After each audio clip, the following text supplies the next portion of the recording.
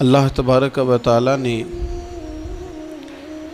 مسلمان کو خیر خواہ مزاج دے کے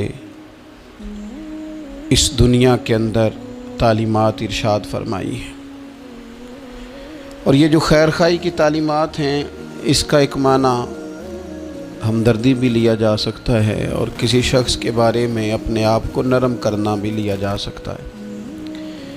یہ جو کسی کی خیر خواہی ہوتی ہے نا، اس کا مطلب ہوتا ہے کہ اس کے دکھ میں، اس کی تکلیف میں، اس کو درپیش کسی مسئلے میں اس شخص کے ساتھ تعاون کرنا، اچھے جذبات کا اظہار کرنا اور ہمدردی کا اظہار کرنا۔ نبی اکرم صلی اللہ تعالیٰ علیہ وسلم کے صحابہ کرام جب مہاجر ہو کے مدینہ طیبہ آئے تھے، چلتے کاروبار چھوڑ کے آئے تھے، خاندان چھوڑ کے آئے تھے، قبیلے چھوڑ کے آئے تھے، باغات چھوڑ کے آئے تھے، جائیدادیں چھوڑ کے آئے تھے، لیکن اب مہاجر تھے۔ تشالہ پردیسی کوئی بھی نہ تھی وے، ککھ جنا تو پارے۔ ظاہر ہے اپنا گھر بار چھوڑا تھا، مسائل اور طرح کے تھے، لیکن یہاں جب وہ مدینہ طیبہ میں آئے نا، تو پھر اہل مدینہ نے نا صرف دروازے نہیں کھولے، دل بھی کھول دیے۔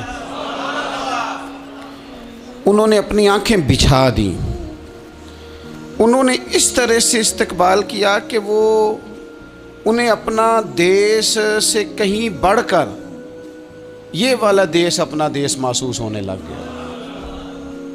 اور قرآن مجید نے ان لوگوں کی تعریف کی، کہا وَيُؤْثِرُونَ عَلَىٰ أَنفُسِهِمْ، اپنی جانوں پر ان کو ترجیح دیتے ہیں، وَلَوْ كَانَ بِهِمْ خَصَاصَةٌ، اگرچہ انہیں شدید محتاجی بھی ہو، خود بڑی بھی ضرورت ہو نا ان انصار مدینہ کو، تو پھر بھی یہ اپنے بھائیوں کو ترجیح دیتے ہیں، بھائیوں کو۔ میں اور آپ جس ماحول میں آج وقت گزار رہے ہیں نا، اس ماحول میں دل نرم نہیں ہوتے دوسروں کے لیے۔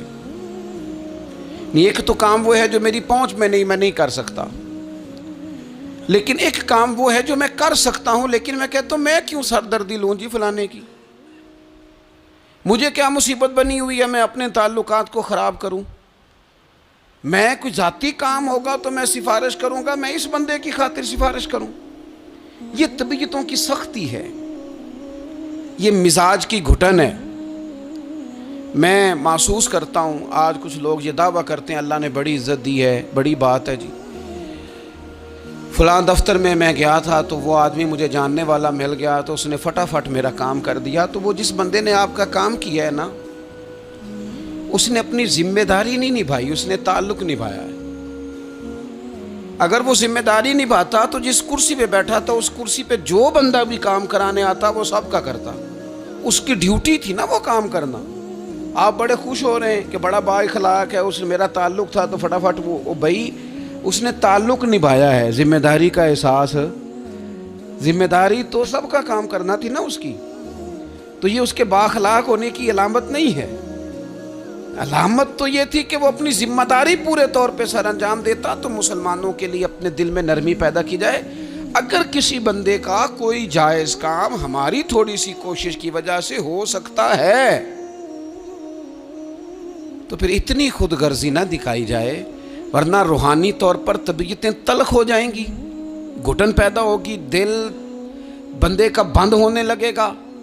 اگر وہ کشادگی پیدا کرے نا کہ یار اگر میری وجہ سے ہو سکتا ہے تو میں جلدی کیوں نہ کروں، آپ یقین کریں جائز کام لوگوں کے بالکل 100% جائز۔ خامند کا انتقال ہو گیا، بچے چھوٹے ہیں، سرکاری ملازم تھا، پینشن بچوں کے نام ٹرانسفر ہونی ہے، بیوی عدت میں ہے، ایک 100% جائز کام ہے اور بچوں کو ضرورت ہے، لیکن میں نے دیکھا ہے بیچارے تھک گئے دفتروں کے چکر لگا لگا کے۔ سب کو سمجھ آ رہی ہے کہ یہ کوئی ایسا کام نہیں ہے، بالکل 100% جائز کام ہے، اور جو لوگ اس میں پورا حصہ لے سکتے ہیں، تعاون کر سکتے ہیں، وہ تھوڑا سا آگے بڑھ سکتے ہیں، نہیں بڑھتے، کام ہی نہیں کرتے سرے سے۔ مسلمانوں کے لیے خیر خواہی کے جذبات ہی پیدا نہیں ہوتے، کسی کو صحیح رستہ دکھانا، صحیح سمت رہنمائی کرنا، چلو یہی بتا دینا کہ فلاں جگہ تو چلا جا، تیرا کام اس جگہ سے ہو جائے، صحیح طور پر اسے صحیح طرف گائیڈ کر دینا، اتنی بھی تکلیف گوارا نہیں کرتے۔ تو پھر اسلام تو خیر خواہی کا نام ہے، اسلام تو بھائی چارے کا نام ہے۔ میرے نبی پاک علیہ السلام سے جب حضرت تمیم داری نے پوچھا تھا دین کیا ہے، تو حضور نے فرمایا تھا دین خیر خواہی کا نام ہے۔ تو یہ مت سمجھ کہ صرف تجھ سے تیری نماز کے بارے میں ہی سوال ہوگا، یا تیرے آداب شریعت جو تو نے اوڑھ رکھے ہیں انہی کے بارے میں ظاہراً سوال ہوگا۔ یہ بھی تو تیری ذمہ داری ہے کہ اگر تو کسی کی ڈیوٹی کر سکتا ہے، کسی کا کوئی کام تیرے سے ہو سکتا ہے، لوگ توجہ ہی نہیں کرتے۔ اور بالکل جائز کام میں بھی نبی پاک صلی اللہ تعالیٰ علیہ وسلم نے فرمایا جو بندہ بیواؤں کے اور یتیموں کے کام کے لیے دوڑ دھوپ کرتا ہے، یہ ترغیب و ترہیب میں حدیث موجود ہے، اس کے الفاظ کی چاشنی اور پھر ان سے پھوٹتی جو ضیاء ہے وہ ذرا دیکھیے گا۔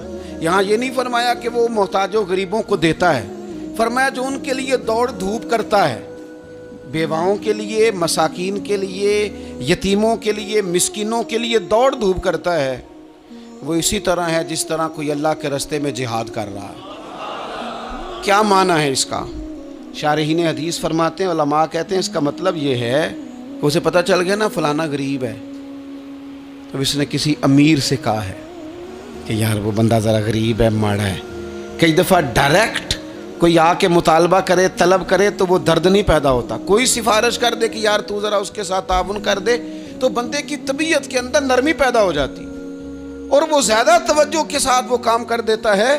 یعنی اگر تو تھوڑی سی ان لوگوں کی سفارش کر دے، کسی کو ان کی طرف مائل کر دے، تو رب تجھے اسی طرح اجر دے گا جس طرح تلوار لے کے میدان میں نکلنے والے مجاہد کو اجر عطا فرماتا۔ تو خیر خواہی کرنا، کسی بندے کا کوئی کام، کوئی اس کی تکلیف اگر ہماری وجہ سے دور ہو سکتی ہے، لیکن اسلام نے تیمارداری کا کہا، اسلام نے تعزیت کا کہا، اسلام نے سلام کرنے کا کہا، اسلام نے جنازہ میں شرکت کا کہا، اسلام نے مختلف اوقات میں ہمیں جمع کیا تاکہ ہم ایک دوسرے کے مسائل کو جان سکیں۔ ہمیں باجماعت نماز کو ضروری قرار دیا گیا تاکہ ہم ایک دوسرے کی تکالیف سے آگاہ ہو سکیں۔